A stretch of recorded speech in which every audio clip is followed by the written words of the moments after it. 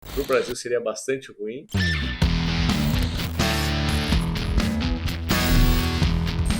Olá, amigos e amigas da Focalize, sejam muito bem-vindos aqui ao nosso bate-papo da sexta-feira, espaço onde damos uma passada geral no que aconteceu com os principais mercados, os principais ativos e, obviamente, tentando projetar algo novo para vocês e ajudá-los aí na tomada de decisão nos seus investimentos. E, mais uma vez, vimos com uma semaninha aqui no Brasil um pouquinho mais flat, lá fora até com uma certa recuperação. Hoje pela manhã tínhamos uma notícia bastante razoável de que Putin poderia estar sentando à mesa para negociar com os ucranianos e tal. Os futuros estavam mais fortes, a Europa recuperando forte, os futuros no Brasil também.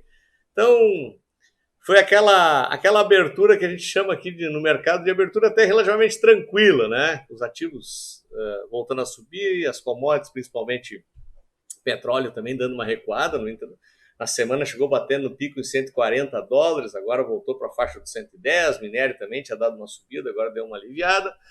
E a semana parecia encaminhar-se para um final relativamente tranquilo, né? E o Brasil até sentiu um pouco menos, né? Porque se nós colocarmos a volatilidade, deixa eu colocar o gráfico aqui para vocês, nós colocarmos a volatilidade que aconteceu no mundo, Europa fazendo mínimo em cima de mínimo, Estados Unidos tentando montar pivô de baixa, o mercado brasileiro ficou relativamente flat, né? E eu até já expliquei as principais motivações para isso no vídeo da semana passada, mas especialmente pelo fluxo de estrangeiros, que continua bastante vigoroso, onde deixa o dólar muito mais próximo dos 5 do que uma disparada, que era de se esperar em cenário até de conflito e de guerra.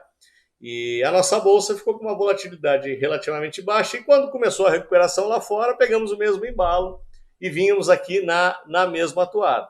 E o que acontece a partir das 16 horas? Né? O mercado lá fora dá uma virada, né? O mercado começa a cair, até vou botar um gráfico aqui de 15 minutos para mostrar para vocês, no nosso principal índice. Então, lá fora começa a cair, nós acompanhamos, nós ficamos com uma queda gradual aqui na faixa de 0,5%, 0,40%, ainda uma certa tranquilidade, mantendo-se na faixa de 113.500 pontos, e a partir das 16 horas o mercado começa a pesar com um pouco mais de força. E aqui, qual é o fator principal? Estamos falando da iminência ou ameaça de uma nova greve dos caminhoneiros. Então, já existem alguns focos Brasil afora acontecendo isso, e dessa vez parece um pouco mais sério, tendo em vista a vigorosa alta dos combustíveis, especialmente do diesel, da Petrobras, na noite de ontem para hoje, que está causando um desconforto, né, uma pressão por parte desse segmento dos nossos negócios aqui no Brasil, e isso realmente impacta de forma bastante séria. Eu já vou colocar aqui o DI para vocês, porque olha só o que acontece com o DI 24. Olha para onde ele vai. No mesmo momento, no intraday chegou a ultrapassar os 13%, foi a 13,17%. Isso aqui é uma péssima notícia, porque o que acontece? Por que a taxa de juros está precificando isso? Nós já vínhamos com um cenário de pressão inflacionária pelos fatores locais. Tivemos os fatores inflacionários externos. Tivemos os fatores inflacionários que vão ocorrer a partir de um conflito, porque é inevitável.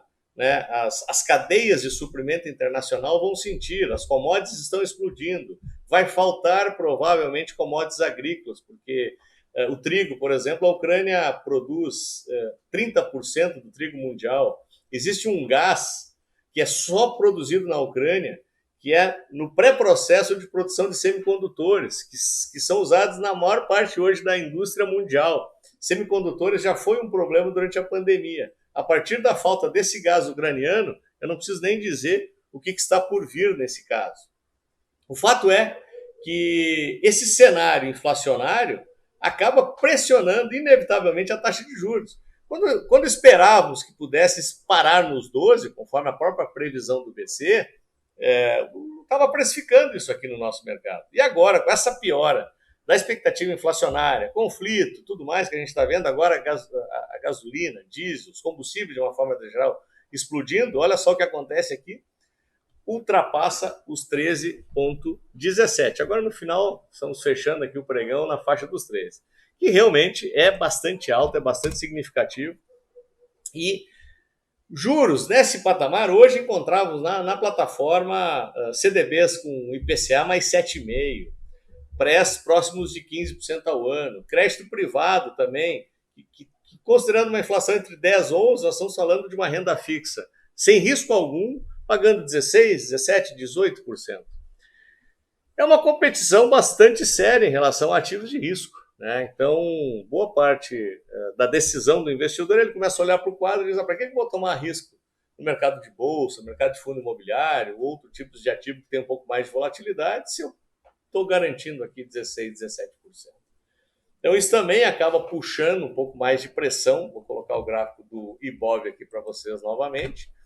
O gráfico do Ibov puxa, né? Nesse momento aqui está fechando o mercado, então nós estamos aqui com 1,70, no intraday chegou a passar de 2, agora deu uma pequena recuperada no final do dia, mas com uma sinalização aqui bastante negativa. Qual é o atenuante? O volume está um pouquinho menor, então não foi aquela queda com uma super pressão de volume, foi muito mais um atira, corre com algo atrás, porque pode acontecer alguma mudança no final de semana, a gente não sabe, né? Pode sentar na mesa para negociar, o Bolsonaro pode conversar com as principais lideranças, os próprios ministros podem tentar algum diálogo. Enfim, a gente ainda não sabe a extensão dessa greve, né? Por enquanto são só boatos, são notícias pontuais vindo de tudo que é canto, mas pode acontecer alguma mudança. E caso não ocorra, essa sinalização que o gráfico está deixando aqui não é muito boa, tá? Mas o atenuante do volume dá um certo alento. Então ainda estamos em suporte. Essa linha amarela, como vocês podem verificar aqui no gráfico, é a média de 55 dias. Tem sido o fundo de fechamento. Olha só, reparem que em fechamento ele vem segurando desde janeiro nesse patamar, né? Apesar das movimentações intradiárias, o fechamento sempre é acima desse patamar. Então, temos esses pequenos atenuantes, tendo em vista o que pode acontecer no final de semana em relação a esses fatores que causaram, a partir das 4 da tarde, essa pressão um pouco mais forte. Quando a gente vai olhar o que está acontecendo lá com o mercado americano e até mesmo europeu, deixa eu colocar o gráfico aqui da S&P para vocês, lá fechando também com uma pressão, né, depois daquele horário que eu falei, Nasdaq até com um pouquinho mais de peso vendedor, Nasdaq aqui está ultrapassando os 2%. A Europa vinha numa recuperação vigorosa. E olha só o que acontece nesse momento com o movimento na Europa. Olha só a recuperação que fez depois de uma queda forte. Hoje chegou a marcar máxima na abertura, logo naquela questão que eu citei na abertura com a sinalização do Putin para o diálogo. Então aqui deve ter havido algum desmentido, algo nessa linha. E o fato é que já começa a devolver. Ainda fecha em alta, né, porque fechou mais cedo, mas já com viés corretivo um pouquinho mais forte. E quando a gente volta para dar uma olhada no que está acontecendo com o dólar, e aqui não foi diferente, né? Deixa eu colocar o gráfico do dólar aqui para vocês. O dólar vinha fazendo mínima no dia de hoje. Nós chegamos a perder a faixa dos R$5, chegou a bater 4,88. E agora está fechando aqui na faixa de 5,10. E se eu colocar um gráfico intradiário, assim como eu coloquei lá no gráfico, olha só o que acontece, a partir das 4 horas, começa a inversão aqui na moeda também. Então, já trazendo nova máxima. Então, foi inversamente proporcional, né? Juros disparando, bolsa caindo, dólar recuperando-se, fechando aí na faixa dos 5,10. Então, o mercado permanece em alerta, né? Muita volatilidade, porque tem muita incerteza no ambiente. Apesar de todo esse fluxo que eu citei já no comentário da semana passada, que trouxe uma certa um amortecimento, tanto na nossa bolsa, nossa moeda, nesse momento começa a perder um pouquinho de força. E eu citava para vocês que a cautela, talvez cautela e caldo de galinha, como a gente brinca aqui, são fatores bastante relevantes nesse momento, e pensar em algum tipo de proteção, né, como uma put, alguma operação estruturada, não é de se descartar, né? Eu brincava aqui com o Guaraci, que é um amigo aqui, cliente, que participa das nossas mentorias semanais, às sextas-feiras, né? O Guaraci é um fã da estrutura com puts, E aí a gente brincava, né? Não se dorme sexta-feira sem uma put, né? E hoje, especialmente, né, com esse cenário que se desenhou, e nós fizemos a mentoria antes das 4 horas, até a bolsa estava com 0,50 de queda, parecia mais tranquilo, e não tínhamos ainda a notícia, mas até sem saber disso a gente acabou falando corretamente da prudência, né, que seria bastante importante num momento que nem esse. Enfim, muita coisa para acontecer, temos que continuar muito atentos. Espero que essa questão, especialmente dos caminhoneiros, se resolva, porque para o Brasil seria bastante ruim. E a questão da guerra, né?